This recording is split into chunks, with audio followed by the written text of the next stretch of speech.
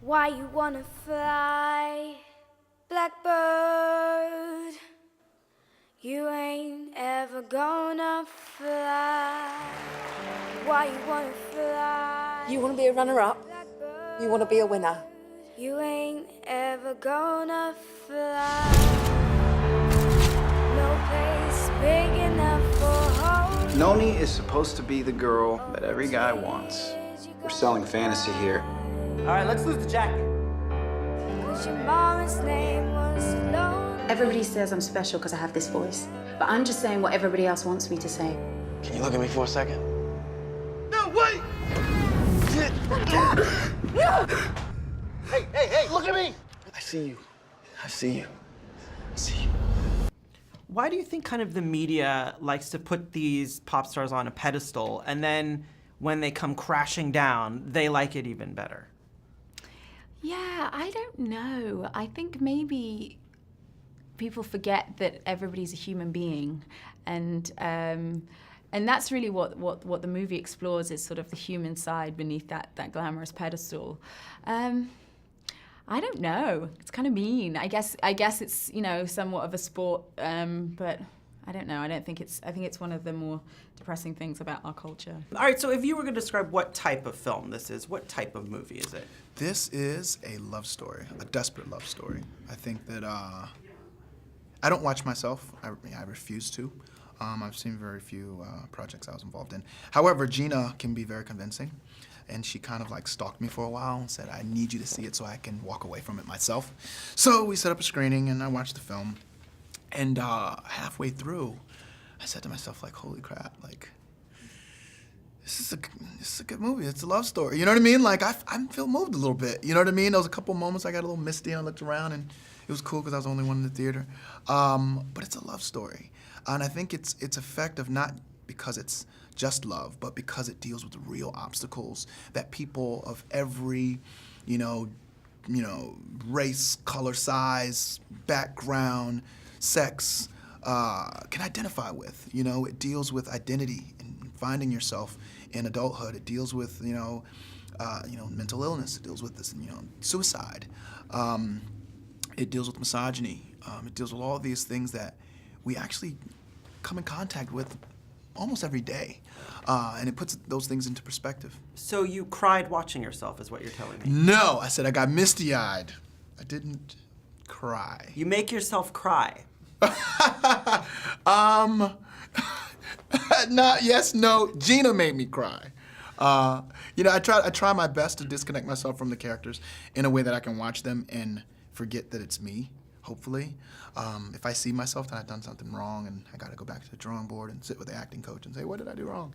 But she did a really good job with creating a platform and a palette that you just see the experience. You don't really see yourself acting. So as someone that interviews people, does hosting, the behind-the-scenes aspect of this film were so real to me in terms of what you go through dealing with publicists and trying to protect their clients. So tell me how real the behind-the-scenes antics are portrayed in the film. It's incredible. It's nothing like I've ever experienced. But it speaks to Gina's preparation. You know, even with rehearsal, one of the things we did, she asked us to go out. I took her out to dinner as a character, or to lunch.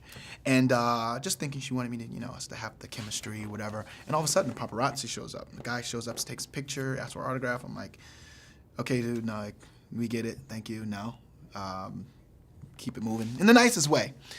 And all of a sudden, a motorcade of paparazzi show up. And I'm talking like 50+ people. And they were rude, they were screaming, and they were just aggressive. So we're inside the restaurant. The people don't even know that that they're actually a part of the punk type environment. We're in the kitchen hiding. I sneak her out of the back. One of the guys like, they're in the back. They come running. We get in the car. We peel off. And I'm thinking, I'm sweating because I'm running. I'm trying to cover it with my jacket. And I thought to myself, like, this is like real life. Like, who wants to date a pop star? This is way too much work, but that's how the rehearsal process was. So you can imagine, like, being on set, there was a standard. And it takes a visionary to really pull that off. It's in the moments when you're left all on your own. That night on the balcony, you were screaming, I see you. So, just what do you see? Don't be scared. Just need to see it for a second.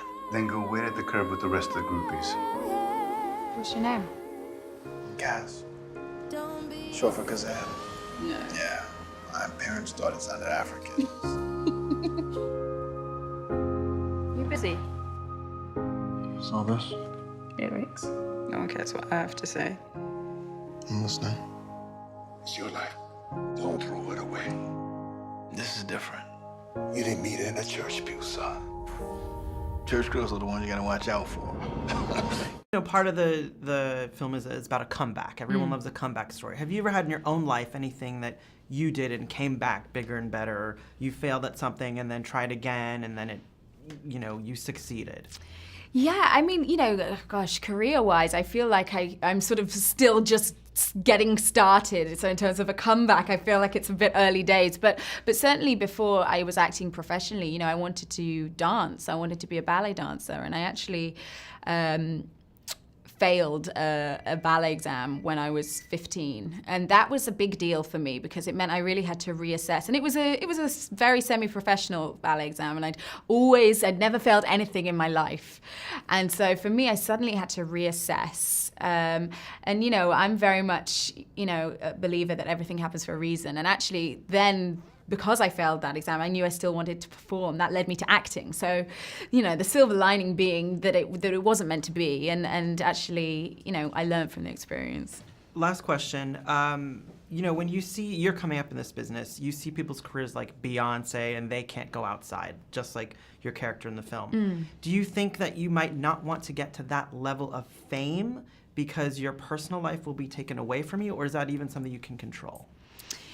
I don't know. I mean, I definitely see myself as an actress, you know, and so for me, the idea of superstardom is not really why I got into this. I feel like that fame is a byproduct of, you know, some things that if you do well, you know, in the acting world. But I hope to be able to always be able to take a step back and take some time out. And, you know, I think that your anonymity as an actress is important because then you can still observe people. If everyone's observing you, you're not going to be a very, very interesting actor. I hear you, loud as a bomb, wanting a shoulder to I don't know how to play this game of yours. on. Here and now, you're a This thing, it's not good for her. You throw her off her game. All right, metaphor. I'll teach you to fly before. When did you ever tell me that you didn't want this? When I was on that balcony? away. I need you. Don't you worry. You need me. I'll teach you to fly before you fall away.